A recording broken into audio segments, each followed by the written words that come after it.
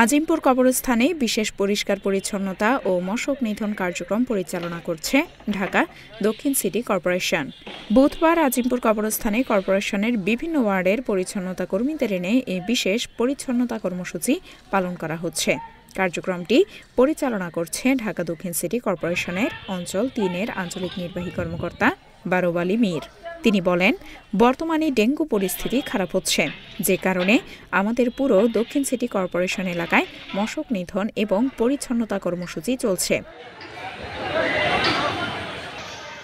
আজ থেকে দক্ষিণ সিটির ১৭টি ওয়ার্ডে বিশেষ চিরুনি অভিযান শুরু হয়েছে।